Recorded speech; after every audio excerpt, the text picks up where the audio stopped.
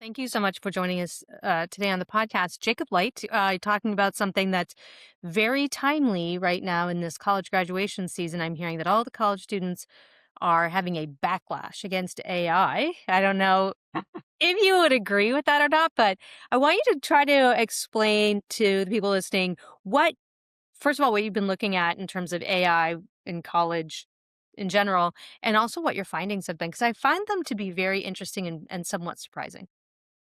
Yeah, thank you so much for having me. I'm really excited to join the podcast today. So, I'm an economist who studies how universities respond to different forces of change, whether that be changes in the labor market, changing political conditions, and more recently, changing technology, which Yeah. feels very central both as a former student and now as an instructor at a university, thinking about how AI is affecting the way that students interact with their courses. So, my work right now thinks about this problem of AI in higher education in two ways. First, where should we be looking for exposure of higher education to AI? Where do the skills that students are learning to develop in their courses overlap with the capabilities of artificial intelligence? And the second strain of the research is how are universities adapting? How are instructors changing the way that they administer courses? How are students changing which courses they take? And how should we look at these movements as indications of how these two sides of this market are responding to this big shock? So to be clear, you're not just saying, Chat GPT comes available and all the professors outlaw the use of AI in classes, but more so like are students continuing in 2026 to be taught skills that we know AI can do, right? And what's the answer? Yeah, exactly. And I think it's important to contextualize that we teach students many skills that have Sure. already been automated. We teach students basic arithmetic and spelling, even though we have calculators and we have spell check. We have these tools that can perform a lot of the cognitive work that we teach students to do from a very young age. And yet we still think that it's important for students to develop skills in these areas. We still teach students to add and subtract, both because those skills unlock higher order cognitive skills, and then also just because that exercise is useful to students. So what I do in my research is I think not just about whether instructors are changing the courses that they offer to reduce the weight on things that ChatGPT and large language models are able to do, but if we think that it's important for students to develop these skills, even though AI can do them, things like analyzing data or writing essays, then if AI is capable of performing some of these tasks, then it becomes important for instructors to modify the way that they offer courses so that we still get information about how well students are learning to do the tasks that AI can potentially substitute for them. And I don't want to minimize the effort you put into this because it's massive. And you went through thousands of syllabi to really look at what's being taught in a very specific way. And also you included not just LLM AI, but robots, in a lot of the skilled trades. I would imagine that the skills that were needed 10 years ago have changed now that robots can do a lot of that work. And what are you seeing there? Yeah. So for this first part of the project, where I think about how different fields of study are exposed to artificial intelligence, and I should say up front that exposure here doesn't necessarily mean that every computer scientist is going to have their job completely automated. But what I'm thinking about here is the degree to which students are able to use AI as a substitute for, or maybe even a complement for their work in the classroom. So the approach that I take here is I leverage a data set that I've spent many years collecting of course offerings from a large number of US colleges and universities. So for about 1,000 schools, I've scraped the course catalogs and course schedules, which gives me insight into every course that's offered at the school over a period of up to 30 years. I see course offerings, I see the enrollment, I see the title, I see the instructors, and I see the course description. I use these course descriptions to pool together a sense of what are the skills and tasks that a student develops in, say, an economics class. And the exposure measure is the degree to which what a student does in, say, an economics class overlaps with the capabilities of artificial intelligence. So let me be very specific with an example. In an economics class, students are often trained to analyze data, use models, and evaluate policy. And the intuition for the approach that I use is if we see that AI is really good at analyzing data, using models, and evaluating policy, we would think of economics as a field of study that is highly exposed to AI. Yep. And I think about exposure to AI in two different ways, both for the broad capabilities of AI, which I glean from patents related to artificial intelligence. So I look at overlap between the tasks that students do in their courses and tasks that patents for AI technologies say that those technologies are capable of doing. Yeah. And then very specifically at the capabilities of large language models, which I think of as a subset of AI. I look at two measures of what AI can do: the broad range of AI capabilities, which I extract from patents, and then the specific capabilities of large language models.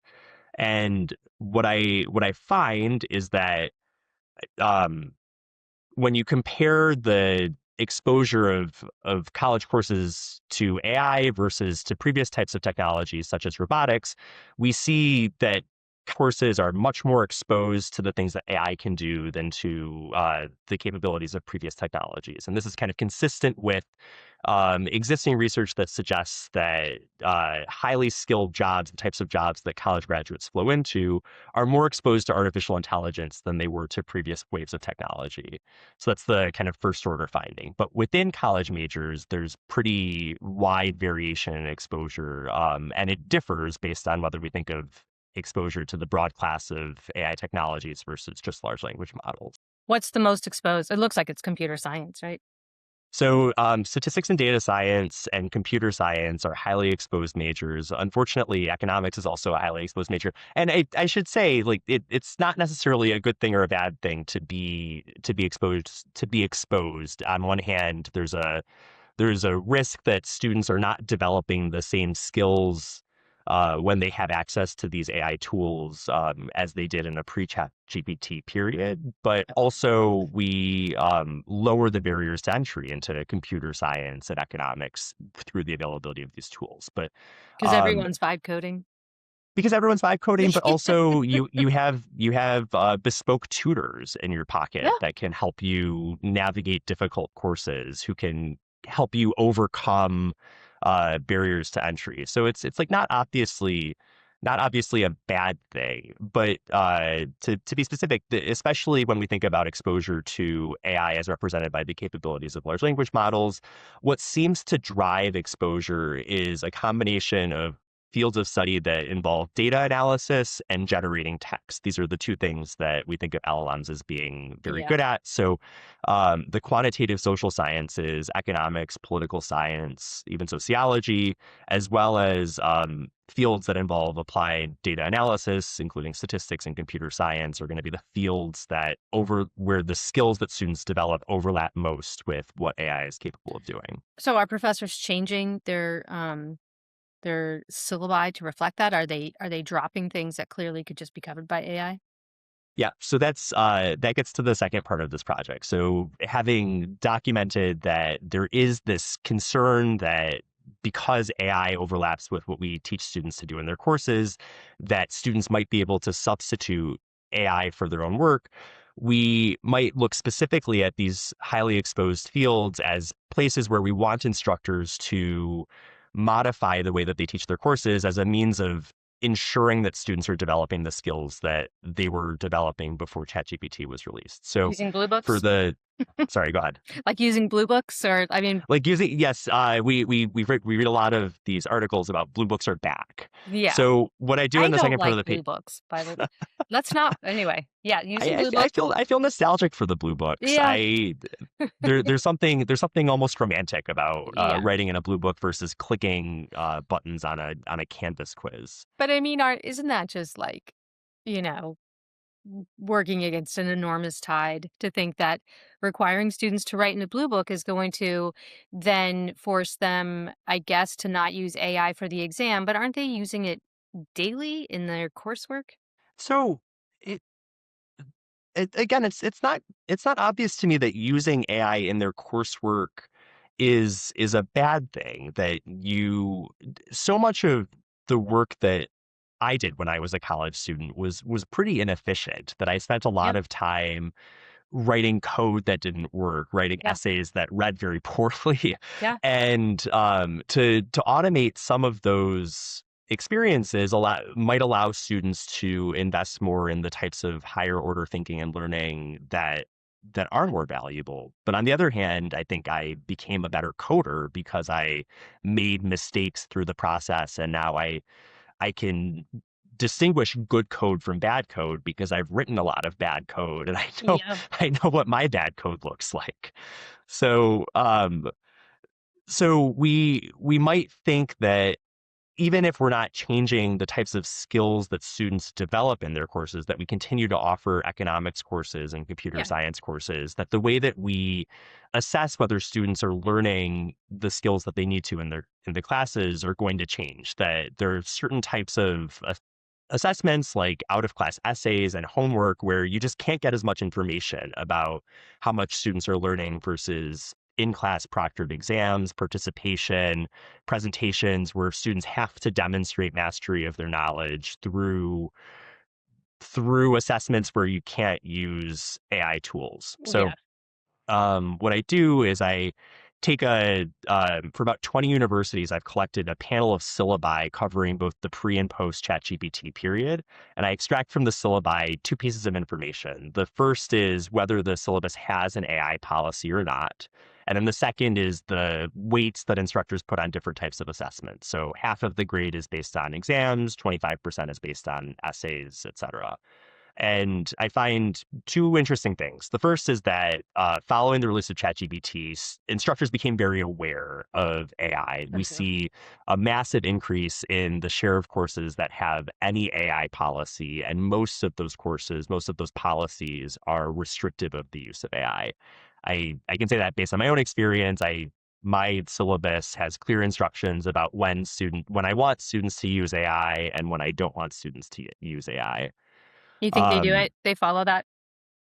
um, Absolutely. My students are very compliant, and of course, they listen to everything that I say, both when I'm lecturing to them as well Sure. as what I say in the Great. syllabus. Okay. um, but the so we see that instructors are aware of AI and that they think of it as a concern in the classroom. But then the second part of the second thing that I extract, these assessment weights allow me to assess whether instructors are changing the way that they offer courses in a way that allows them to extract more information about how much students are learning.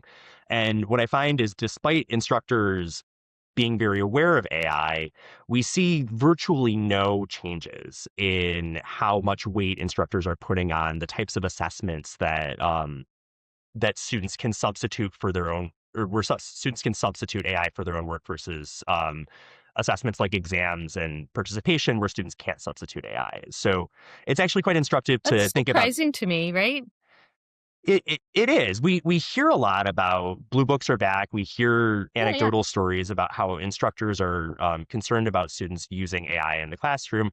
We um, but yet we I don't see this You in the don't see it. data. And I think what's interesting and informative is that there are kind of two shocks in pretty quick succession over the last couple of years that push in opposite directions on the information that instructors can get from different types of assessments. So during the pandemic, it became harder to offer in-person exams. There was a physical constraint that limited Yeah. exams. And so we might expect, and what I see is that there's a shift away from exams and towards homework. There's kind of this gradual pre-pandemic shift away from exams, but then during the pandemic, we kind of sharply reduced the weight on exams. And that persists even in the years after in-person instruction resumes.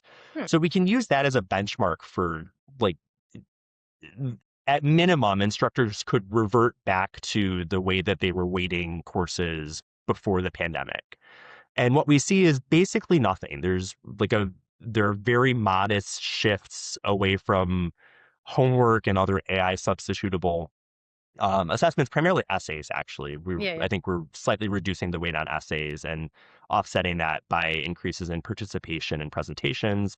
But we're seeing very little movement at scale away from the types of assessments where where students can substitute AI for their own work. Maybe higher ed just moves slowly, right? Yes, I mean, that is a it's an recurring. ivory tower. People get entrenched. Some professors use the same syllabus for 20 years, but maybe it just moves more slowly in Yep. reaction to. And I know some that are angry about the AI thing, but it's up to them then to figure out how to change it. And then in terms of what students, how they're reacting to the changes in terms of what they are choosing as majors. What are you seeing there? Yes. So I track changes in enrollment over the last 20 years using this course schedule data from a large number of universities. And what I'm seeing is that similar to relatively slow movement on the instructor side, students are moving pretty slowly as well. So despite stories about uh, like concerns about the viability of computer science as a major, and after a period of uh, very rapid growth in CS enrollment, we're only seeing a slight dip in Yeah. CS enrollment and in other AI exposed fields of study in the last couple of years. So what I can show is that for the first time since 2005-ish, when CS enrollment began to take off, um, this current year, the 2025-26 year, we see a slight decrease in computer science enrollment, but it still remains elevated compared to the start of the pandemic, substantially elevated compared to 2010. In a way, perhaps this makes sense because although there is greater uncertainty around the returns to developing CS skills, exactly as we were talking about earlier, CS courses are now easier to take because Yeah. you have tools that can help you with your homework, that can tutor you. One of the barriers to entry into CS courses previously was that they were hard. And these tools make more AI exposed courses easier. I think the concern is that the same tools that can do your work in the classroom can also potentially do your job. And Yeah, yeah. I don't think that we see students internalizing that risk yet. Even though the Wall Street Journal has like a layoff tracker and Meta's constantly seemingly laying folks off, and Amazon. I mean, we see a lot of thinning of the herd when it comes to software engineers, but I just imagine it's going to change. And it seems to me, I could be wrong, but what do you think? Is this generation of college students, are they like kind of in a weird bind? Like they're like right between these two pre AI, post AI worlds, and you know spending a lot of money on college tuition at a time when the future of different types of work is very uncertain. I I'm very sympathetic to college students who Yeah. are navigating uncertainty right now of a form that I don't think college students have had to navigate previously. That during previous technological change, we've always looked to universities as the resource that we send people to upskill with the promise that the skills that you develop in college are going to have returns when you enter the labor market. And I continue to believe that that's the case, certainly in the short term.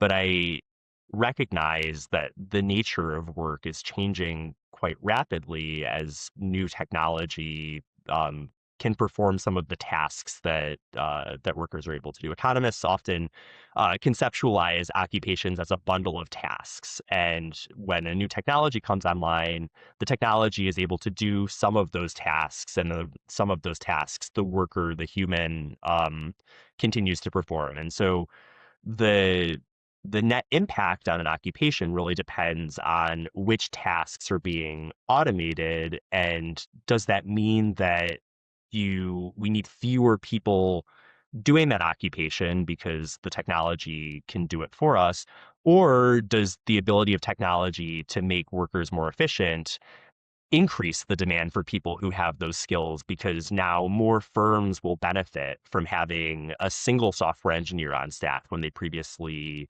would not have been rational for them to have any. So there's a lot of uncertainty right now, and I think it's difficult to navigate this as a 19 or 20-year-old. And what about this backlash? I mean, Eric Schmidt, he spoke at a college graduation, right? And folks booed him, I think. Even Jonathan Haidt, who is sort of anti uh, smartphone and screen time. Mhm. Do you perceive that? I mean, you work on a college campus. Do you see that that age group is wanting to turn away from AI?